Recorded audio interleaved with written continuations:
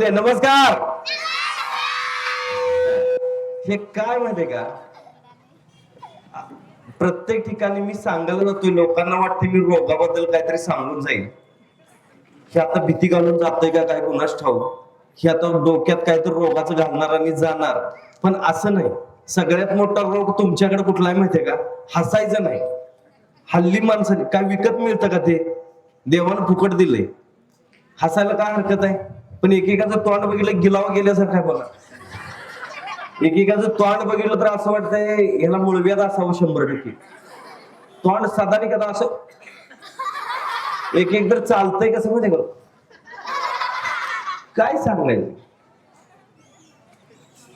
जरा हसत खेळत राहावा, आनंदात राहावा. आयुष्य परत परत नाहीये. हाच जन्म परत मिळेल याची गॅरंटी आहे का?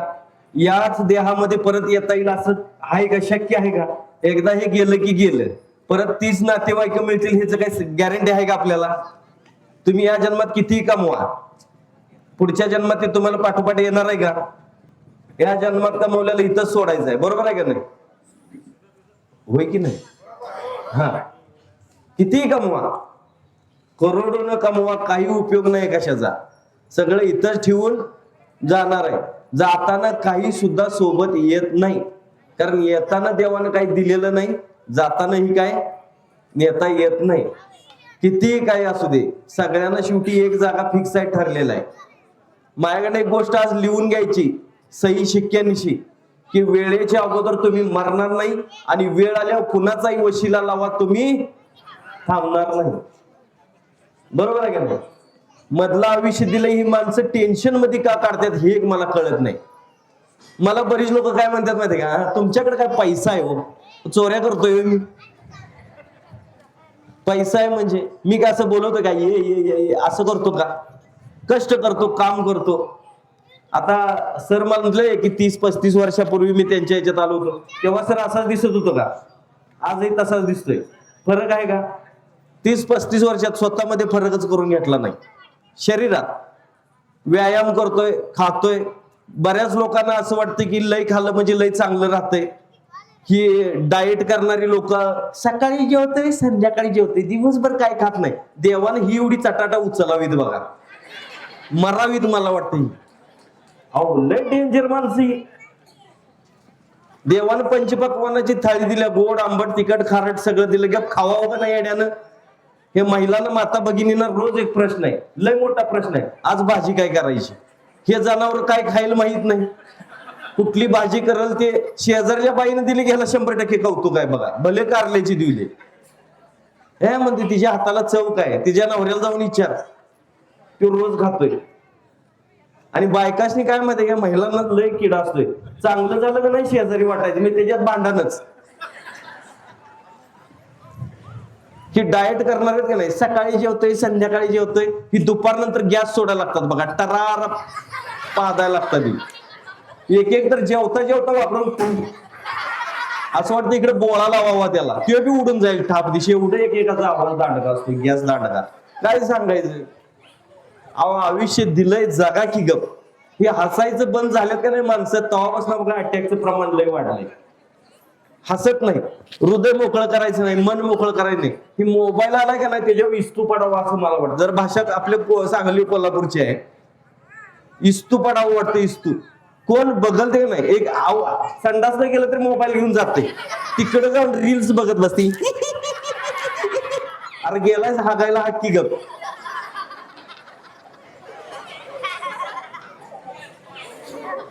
उगाच बाहेर बायको परेशान, आज एकटंच हसायला लागलं का, मुलगा झाला का मुलगी झाली, काय झालं याला? लय डेंजर, लय डेंजर.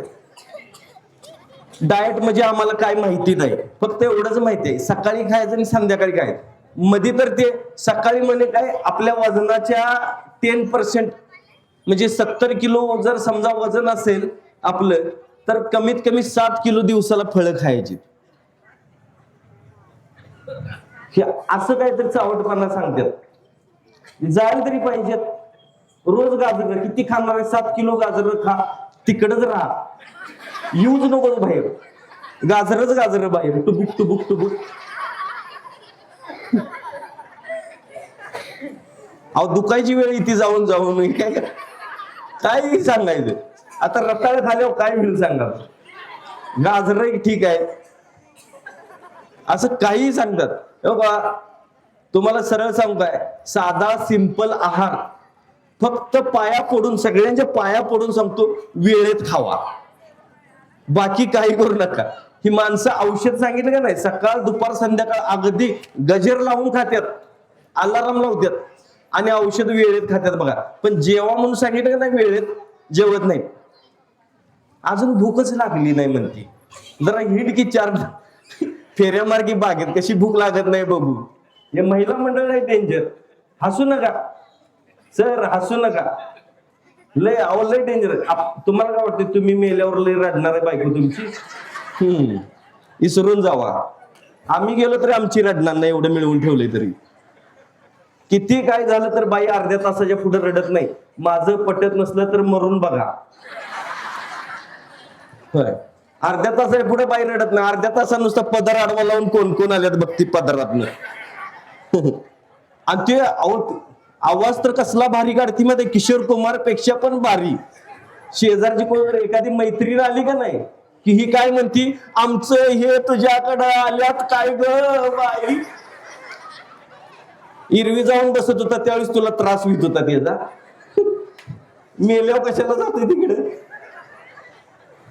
इरवी मैत्रिणीकडे गेला कसा राग येत होता, काय तिच्याकडं कशाला जाताय सारखं, रोज भांडत होतीस. आणि ती आल्या म्हणते तुझ्या इथे येऊन बसलाय काय, बसलाय जा बघायला तिकडे. आणि हे बोलवायला येणार त्याच्यापेक्षा आगाव असतात. ते येतात का नाही, माणूस मेला का नाही बोलवायला येतात का नाही, ती आपली ही रडायला चालू करते आणि तिला ही बाई म्हणते गप रड गप रड. आता गप कसं रडायचं. ती दुसरी अजून एक चावट बाई असते, ती म्हणते तोंडानं बोल तोंडानं. मग अशी कशाने बोलत होती, तोंडानंच बोलत होती ना. त्या बाईनं काय करायचं काय, एक तर तिचं गेलंय आणि ही म्हणती गपरड, ती म्हणती तोंडानं बोल. तर तिसरीला भूक लागलेली असते, ती म्हणते पोराकडे बघून 2च घास खा. शपथ देऊन सांगायचं 2 घासावर बाई थांबली का, हा शपथ देऊन सांगायचं. तुम्ही कुठेही बघायचं, अहो 1000 रुपये बक्षीस माझ्याकडे तिला जर 2 घासावर थांबली तर. हा नुसती म्हणती मला आता काही गोड लागणार नाही. अगं आमटी भात आहे त्यो, गोड कसा लागल. तर असो हसत खेळत राहावा. आयुष्य किती आहे कुणाला माहित नाही. जरा हसल्यानंतर बघितलं नाही इकडनं, बिन मेकअप करताना कुठल्या पार्लर मध्ये न जाता सगळी देखणी दिसायला लागल्या बघा. खरंच की सगळं दंतमंजनची जाहिरात, आमच्या तोडकर संजीवनीच्या दंतमंजनची जाहिरात करायला लागला असं वाटतंय. सगळी चकचकीत सगळ्यांचं दात दिसायला लागल्यात, पण दाताबरोबर डोळ्यावरले चष्मे सुद्धा दिसायला लागल्यात. अहो काय हे माय बापो, शरीर खूप कमी खर्चामध्ये चालतंय, पण तुम्हाला लय हौस आहे पैसा घालायची. तुम्हाला काय वाटतंय अंगावर लय महागातला शर्ट घातला म्हणजे अंग चांगलं राहतंय का. 5000ची साडी नेसली तरच दिखणी दिसते, नाही तर दिसत नाही असं आहे का. काय करायचंय 5000ची साडी नेसत्या तर ही असली आहे अशी पैलवानागत चालत्या, कसं चांगलं दिसणार सांगा. हा ही चालती, हिच्या पायातलं चप्पल का नाही असं चेमटतंय असं हिचं वजन. 5000ची साडी, अहो साधी सिंपल बाई असू दे 200-300 रुपयाची साडी सुद्धा लय भारी वाटायला लागते. तुम्हाला काय वाटतंय मी लय महागातले कपडे घालून आलोय. सगळ्यांना माहिती असेल 200-300 रुपयाचं हे धोतर हा आणि 400-500 रुपयाचा शर्ट हे त्याच्यावर फ्री मिळालेला आहे धोतरावर. सपला विषय. 1000 रुपयाचा आपला कार्यक्रम आहे, पण शरीर मजबूत ठेवलंय. शरीर मजबूत ठेवलंय. रोज व्यायाम करायचा. शरीर एकच सांगतंय, आपल्याकडे पांढऱ्या पेशी आहेत त्यांना सैनिकी पेशी म्हणतात. शाळेत शिकलाय का नाही तुम्हाला माहितीये का नाही. पांढऱ्या पेशीना सैनिकी पेशी म्हणतात. आपल्याकडे सैनिक असताना कशाला आजाराला भ्यायचं. पाया पडून सांगतो दिमागमधनं आजार काढा. पाया पडतो. मला हजारात दिसताय तुम्ही, लय जण दिसताय इकडे. महिला वर्ग सगळं माझे मित्र परिवार सगळा भरपूर दिसतोय. सगळ्यांना पाया पडतो. एवढं जीव तोडून का बोलतोय माहितीये का, कारण मी स्वतः सगळं अनुभवलंय. आणि आता तर एवढं बेकार परिस्थिती होणार आहे का नाही, आता हे युद्ध झालं का नाही ह्याचा सगळा परिणाम महागाईवरती होतोय बघा. एवढी महागाई वाढणार आहे का नाही? सर्वसामान्य लोक तरी मला वाटते फाशी घेतल्याशिवाय पर्याय राहणार नाही, पूर्ण होरपळून निघणार आहेत. दवाखाने आधीच महाग आहेत, या युद्धामुळे आणखीन महाग होणार आहेत. इलाज तुम्हाला काय स्वस्त राहिलेत असं वाटतंय? लय महाग. मला सांगा, किती महागाई येऊ दे, झाडाच्या पानानं आपली किंमत वाढवली का? पूर्वी 10 येत होता, आता 20 केले का त्यानं किंमत? कधी 1 रुपया मागितलाय का? झाड आज तुम्हाला ऑक्सिजन देतंय. कोरोनामध्ये आता सर म्हणले का नाही, कोरोनामध्ये माणसं ऑक्सिजन मिळाला नाही म्हणून मेलीत, बरोबर आहे का नाही? इथे एवढी सगळी जण बसल्यात, झाड तुम्हाला ऑक्सिजन देतोय, रुपये मागितलाय? मागितलाय का? सगळं फ्री मध्ये आहे, फुकट देते तुम्हाला. कुणाला कमी केलाय का ऑक्सिजन? मी बोलतोय कळते ना तुम्हाला? म्हणजे मराठी समजतंय ना? नाही, कसं आहे, कन्नड येत असलं तर मला येत नाही म्हणून म्हटलं. हा म्हणजे होय नाही सांगा, मला कळत नसेल तर मी अजून समजून सांगतो, पण पाया पडतो तुमच्या, समजून घ्या.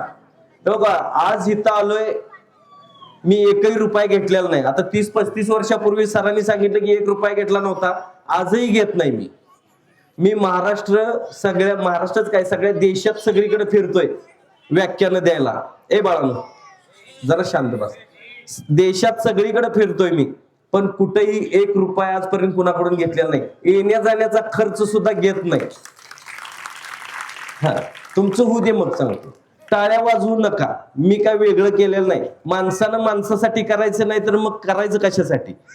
परमेश्वरानं पैसा दिला म्हणजे सगळं दिलं असं नसतंय. मला भरपूर पैसा दिला असता आणि माझी ताकद काढून घेतली असती. काय करायचंय पैसा? बीपीचा त्रास, शुगरचा त्रास, गुडघेदुखीचा त्रास, कंबरदुखीचा त्रास दिला असता आणि अजून पैसे दिले असते. काय करायचे मला पैसे? हो का, इमानदारीनं प्रामाणिकपणे मी माझं काम करतोय. हे जे काम दिलंय का नाही, हे मला परमेश्वरानं दिलंय. तुम्ही कशात सगळे अडकलाय माहितीये का? सगळ्यांना मी सांगेन, तुम्ही अडकलाय कुठे माहितीये का? मायाजाळमध्ये सगळं अडकलाय तुम्ही, मोहात सगळे अडकलाय, पैशाच्या मागे सगळे लागलाय. परमेश्वरानं, हो का, तुम्ही जर ग्रंथ वाचत असाल काय, मी असं खूप ऐकलंय की जैन धर्मामध्ये खूप महत्वाचे मुद्दे मांडलेले आहेत, खूप ग्रंथ चांगले आहेत. थोडे थोडे मीही वाचलेले आहेत. त्यातलं मी तुम्हाला सांगेन की परमेश्वरानं प्रत्येकाला चांगल्या हेतून इथं पाठवलेलं आहे, एक काम देऊन पाठवलेलं आहे.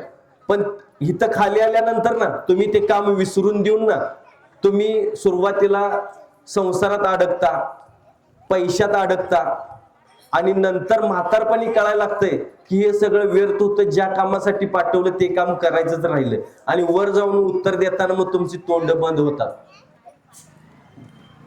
खरं आज तुम्ही जे कमवताय ना, कितीही कमवा, कितीही कमवा, त्यातनं फक्त तुमच्या गरजा भागतात. गंमत येत नाही. गंमत कशात आहे माहितीये का? गंमत येत होती कुठं माहितीये का? यात्रेमध्ये वडिलांनी घेऊन दिलेलं चक्र असतंय ना, ते चक्र फिरवताना जी गंमत यायची, जी म्हणजे इच्छा पूर्ण व्हायची, ती तुमच्या पैशातनं तुमची इच्छा पूर्ण होत नाही. झाली काय सांगा तुम्ही? फक्त गरजा भागवत बसलाय तुम्ही. मज्जा यायची, हाऊस पूर्ण कुठं व्हायची? स्वप्न पूर्ण कोण करायचं? आई वडील करत होते. यात्रेत भले ती कुल्फी खायला देऊ द्यात, त्या कुल्फीला जी मज्जा होती ती आज तुमच्या फॅमिली पॅकला नाहीये. लक्षात घ्या. त्या चक्राला जी मज्जा होती त्या 4 चाकीला सुद्धा मज्जा नाही तुमच्याकडे. लक्षात घ्या. त्याचे हप्ते फेडताना त्याच्यात पेट्रोल भरताना तुम्ही गायला येत आहे, पण ते असंच घेऊन फिरायचं का नाही गर गर गर गर करत, त्याला जी मजा होती त्यात खरं तर आनंद होता. बरोबर आहे का नाही सांगा? हे तुम्ही आत्ताच काय जगताय? आयुष्याला जीवन म्हणायचंय काय? काय जग नाही आपलं. हे रोज उठून एक प्रश्न मांडायचा, मला काय झालं तर, मला काय, तुला झालं तर काय ठेवणार आहे? तुम्ही मेलास तर तुला नेऊन तुझा कार्यक्रम करणारच आहे. तू मिलीस, तुला माझी आई, तुला कोण ठेवत नाही. किती नवऱ्याचं तुझ्यावर प्रेम असू दे, तू मिलीस की दुसरा आणतंयच, ते हाय की करत नाही. नुसतं म्हणतंय आता कसं, आता कसं, काय करायचं, मला तुकडा कोण घालणार? मित्र म्हणतोय माझ्या ओळखीची एक आहे, तुमचं लगेच विसरून जाते, तुम्हाला लगेच तिला घेऊन येते तुकड्याला. सुट्टी देत नाही. तिला बी 2 पोरं काढून देते, सुट्टी देत नाही. दुनियाची रीत आहे साहेब. म्हणते आता काय झालेल्या गोष्टी तिच्या संग काय मरायचं आहे का? म्हणते काय आता पोरांच्यासाठी मला काहीतरी करायला पाहिजे, राहायला पाहिजे म्हणते. पोरांच्यासाठी म्हणते स्वतःसाठी बायको घेऊन येते. हाय की गरज नाही. म्हातार झालं तरी बायकोची अशा एकेकाला सुटलेला नाही. 60 वय झालं तरी एकेकाला सुटलेला नाही. म्हणते आता म्हातारपणी कोणतरी पाहिजे व आधार. तरुणपणी आधार देत होती, तिची किंमत ठेवली नाहीस. ती मिली तुला भिवून भिवून. म्हातारपणी आधार मागतोस आता. विनंती करतो, माय बापू पाया पडतो तुमच्या. मनुष्य प्राण्याचा जन्म 84 लक्ष योनी पास केल्यानंतर मिळतोय, लय महत्वाचा आहे. ह्या जन्मात आपल्याला सगळ्या गोष्टीचं ज्ञान येतंय. पंचपक्वानाची थाळी खाण्याचं आपल्याला भाग्य मिळतंय. देवाला फक्त तांब्यात हात बुडवायचा आणि असं असं करायचं, ते ताट आपणच खायचं. इथपर्यंत आपल्याला परमिशन दिलेले आहे. आणि काय पाहिजे देवानं तुम्हाला द्यायला? बोला. पण तुमच्या डोक्यात किडा काय माहिती आहे? विशेष करून महिलांच्या मध्ये काय होतंय माझं मलाच कळत नाही. अनामिक भीती वाटणे. कुणाचं तरी कोणाच्या तरी कुठला तरी ऍक्सिडेंट झालेला ऐकलं की हिच्या हृदयाची धडधड वाढायला लागली. अनामिक भीती वाढायला लागली. नवऱ्याला लेट झाला, हे झालं. टीव्हीतलं बघून बाया बाद झाल्यात. खरं सांगायचं, हे मालिका बघतात का नाही, त्यातलं बघून ही रडायला लागते. अगं ती पैसे किती रडायचं, तू फुकट टोंगा चालू केलास. हा तसंच आहे. काय सांगायचं, हिनं फुकट रडायला चालू केलं आणि नवराला की ग बसा की जरा बघा की तिचं काय चाललंय. अहो काय हो बाई कसली गती. पोरं खेळायला लागले, ए मला बाहेर जावा तिकडे, चला झाम दिशी जमाटा देते एखाद्याला घालती बाहेर. आमची आई टीव्ही बघत नव्हती. आमची आई झमाटा द्यायची, पण असा तसा नाही. हे 5-7 वर्षापूर्वी कळालं मला सर्दी खोकल्यानं माणसं मरतात ते. त्याच्या आधी माहिती नव्हतं. मी पण खेडेगावातला आहे. म्हशी घेऊन डोंगरात जायचं, म्हशी चारायच्या, पाणी प्यायला का डोहात जायच्या. म्हशी इकडं बसली की आम्ही पळत पळत पुढे जायचं, तिकडं पाणी स्वच्छ येतोवर ते पाणी पिऊन घ्यायचं. त्यानं सर्दी खोकला सदानी कदा सर्दी, नाक लिपलेली शेंबडांच्या नाळीनं सदानी कदा नाक पॅक. नाकाने श्वास घेतात हे आम्हाला लहानपणी माहितीच नव्हतं. आम्ही तोंडाने श्वास घ्यायचो. नाक सदानी कदा. मास्तर शाळेत नसलं की आम्ही हे पुसायचं आणि असं मित्र मित्र उभारायचं, नाकातनं ते बाहेर काढायचं सु सु सु करून. ते ओटावरून येताना असं गुदगुदी करत यायचं. एवढं भारी वाटायचं ना, असं पडणारी त्यात परत कन वाटायचं आणि ते गिळायचं. लय भारी टेस्ट होती त्याला, काय सांगायचं होतं. लय भारी. लय भारी कार्यक्रम होता तो. आईनं जर समजा शाळेला जायला आम्ही जर काय नाटक केलं, आई म्हणायची इकडे ये, इकडे ये म्हणायची आणि साटकन वाजवायची का ना, असा इकडला शिंबूड इकडं, ते असा पुसायचा. हे सगळं शेंबडानं चमकायचं आणि डोक्याला एवढं तेल लावलेलं असायचं की वर तेलानं चमकायचं, हे शेंबडानं चमकायचं. झाला मेकअप आमचा. आता मम्मी जन्माला आल्यापासून लय अवघड झालंय. मम्मी लय डेंजर. पाया पडतो आई व्हा. आज आमची आई जिवंत आहे, माझी आई जिवंत आहे. आजही समजा कधी घरी जायला वेळ मिळतच नाही, घ्या 4-5 महिन्यातून एकदा आईला भेटायला जातोय. दुर्दैवी माणूस आहे मी. मला आई असून सुद्धा भेटायला येत नाही. मी सगळ्यांचं करत बसलोय, तर माझ्या आईला भेटायला मला येत नाही. पण जेव्हा जातोय ना, असला मोठा गोळा घेते भाकरीचा, भाकरीच्या पिठाचा एवढा मोठा गोळा असतोय. पण ते माझं पोरगं 2 भाकरी खाते, एवढ्या एवढ्या पिठाचा गोळा असते. मम्मी घेती पेढ्या एवढा, त्यातनं पप्पा आरपार दिसतोय. भाकरीतनं चपातीतनं नवं.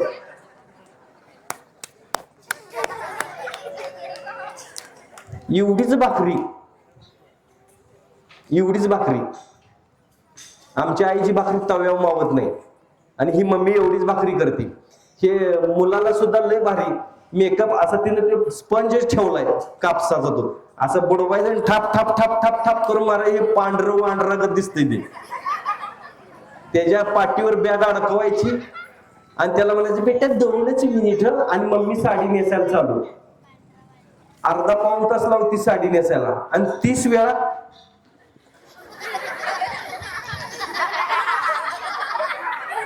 लिपस्टिक लावती. मी स्वतःच असं करतो. काय सांगायचंय. आणि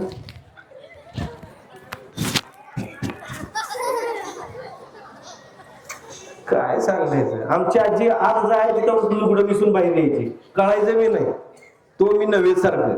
ही अशी परिस्थिती आहे. म्हणून विनंती करतो, शरीर खूप स्वस्तात चालते, तुम्हाला चालवायचं असेल तर बघा. आता महागाई वाढली, इलाज महाग होणार आहेत. अजून इलाज सगळे चांगले आहेत, पण ते महाग होणार आहे. तुम्हाला जर वाटत असेल स्वस्तात शरीर, किमान आपण आजाराचा तरी पैसा वाचवावा असं जर तुम्हाला वाटत असेल, इकू वाढतो का हो त्याचा? काय होतं मशीन? आवाज स्पष्ट येतोय का तुम्हाला का खराब येतोय? आवाज कमी करा जरा, व्यवस्थित करा बस. हॅलो, इको त्याचं काय ते कमी कर.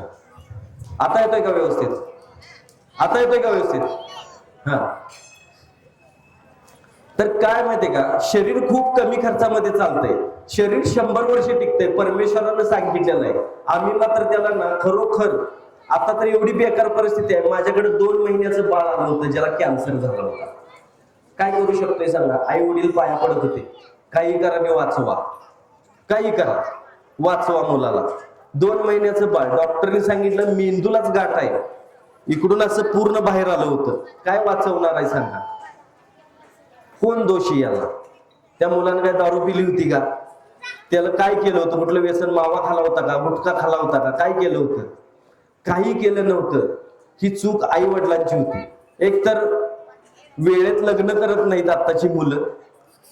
लग्न झाल्यानंतर सुद्धा बरीच मुलं सेटल झाल्याशिवाय अपत्य जन्माला घालायचं नाही म्हणतात. आणि ज्यावेळेस वेळ येते प्लॅनिंग करतात, फॅमिली प्लॅनिंग करतात. आणि ज्यावेळेस प्लॅनिंग करतात ना, जेव्हा मूल जन्माला घालायची वेळ येते त्यावेळेस मात्र मूल होत नाही. म्हणून मग कोण सांगल ते औषध घ्यायचं आणि खायचं. कोण सांगल ते, कसलंही सांगू दे, ते घ्यायचं खायचं. आता पैसा भरपूर असतोय, पण ते खायला, पैसा खायला कोण नसतंय, घरात मूल नसतंय. काय करायचंय सांगा? अहो पाया पडतो, सगळ्या गोष्टी वेळेत व्हाव्या. जसं वेळेत आहार असावा तसा वेळेत व्यायामही असावा. खूप सगळ्या गोष्टी वेळेत झाल्या ना तर बघा आयुष्य खूप सुंदर बनवू शकतो आपण. सर्वसाधारण सांगतो, इथं सुद्धा वनस्पती, आता हे करंजीचं झाड आहे, तुम्ही काय म्हणता या झाडाला? करंजीचं ना? हा. तर याच्या शेंगांमध्ये दाणे असतात, माहितीये का? ते चपटे दाणे असतात, चपट्या शेंगा असतात बघा. तर हे काय करायचं, ह्याचं तेल निघतंय. तुम्हाला माहितीये का तेल निघतंय ते? शुगरच्या पेशंटसाठी सगळ्यात बेस्ट आहे बरं काही. शुगरच्या पेशंटनी काय करायचं आहे, तळपायाला लावायचं. फक्त हातापायांची धग होते, काय काय होतं हे सगळं बंद होऊन जाते. हातापायांची धग होणे, शुगर सुद्धा कंट्रोल मध्ये राहते. हे जर समजा केसांना जर लावलं, ह्याच्यात आवळा मिक्स करायचं, करंजीचं तेल घ्यायचं, त्याच्यात आवळा किसून टाकायचा आणि हे तेल उकळवायचं. आणि हे जर समजा 2 दिवस झाकून ठेवायचं, 2 दिवसानंतर वस्त्रगाळ करून काढायचं. हे तेल जर समजा तुम्ही डोक्याला लावलात, केस गळती थांबेल, केस खरंच खूप छान राहतील, काळे करकरीत केस राहतील. सगळ्यात महत्वाचं म्हणजे शुगर सुद्धा आणि मानसिक ताणतणाव सुद्धा कमी व्हायला लागतो याच्यामुळं. मानसिक ताणतणाव, हल्ली सगळेजण मानसिक ताणतणावामध्ये जगतायत, लहान मुलांपासून सगळं. ह्या झाडाचं जर पानं आहेत ना, कोणाला जर ताप आला, लहान मुलांना वगैरे जर ताप आला, तर ह्या झाडाची पानं, बाळांनो, ह्या झाडाची पानं हंतरायची त्या अंथरुणावरती आणि त्याच्यावर ते 10 मिनिटाचं बाळ झोपवायचं. 10 मिनिटात ताप गायब. करून बघा, करून बघा. तुम्हाला ह्या दिवसांमध्ये, उन्हाळ्यामध्ये एनर्जी वगैरे लॉस होते बघा, म्हणजे थकवा जाणवतो, डिहायड्रेशन होतं, बऱ्याच लोकांना अपचनाचा त्रास होतो, काय काय होतं. तर ह्या सगळ्यातून ह्याची फुलं आहेत ना, एक 3-4 फुलं घ्यायची, वाटीभर पाण्यात टाकायची, हे पाणी उकळवायचं, वस्त्रगाळ करायचं आणि प्यायचं. सकाळी जर हे पाणी पिलात, दिवसभर कुठल्याही प्रकारचं ताणतणाव किंवा तुम्हाला कुठल्याही प्रकारचं थकान येत नाही. विशेष करून पुरुषांच्यासाठी ही पानं, फुलं जी आहेत ना, खूप महत्वाची आहेत. बऱ्याच लोकांना असं वाटतं की आता काही संसारात म्हणावं तसा राम राहिला नाही, पहिल्यासारखं कामाचा स्टॅमिना राहिला नाही, अमुक नाही तमुक नाही. त्यांनी ह्या फुलांचं ना, संसारात राम येतोय ऑटोमॅटिक. हसू नका, लय जण येतात माझ्याकडे, साहेब असा असा प्रॉब्लेम आहे, त्यांनी ही फुलं घ्यायची, 4-5 फुलं घ्यायची, तू वाटीभर पाण्यात टाकायची, तू उकळवायची, गाळायचं आणि कोमट कोमट असताना प्यायचं. बघा ऑटोमॅटिक संसारात राम यायला लागतो. खूप छान प्रकारे याचा प्रत्येक पार्टचा याचा उपयोग होतो. ह्याची जी साल आहे ना, ही साल गुडघेदुखीसाठी सुद्धा खूप उपयोगात येते. साल ही काढायची, पाण्यामध्ये टाकायची, 2 दिवस भिजवायची आणि 2 दिवसानंतर हे पाणी उकळवायचं. एका पातेल्यामध्ये काय करायचं, साल टाकायची, पाणी ठेवायचं 2 दिवस, 2 दिवसानंतर हे पाणी उकळवायचं आणि नंतर त्याचा कलर बदलतो पाण्याचा, सर्वसाधारण असा पिवळसर कलर होतो. त्यानं गुडघे धुवायचे. बघा गुडघे दुखायचे थांबतात तुमचे. करून बघा या गोष्टी, खूप छान. कंबरदुखी, गुडघेदुखी थांबते. प्रत्येक गोष्टीचा उपयोग होतो याचा. करंजीचं झाड हे प्रत्येक झाड परमेश्वरानं जे दिलंय ना, प्रत्येक पार्टचा त्याला खूप उपयोग करून दिलेला आहे.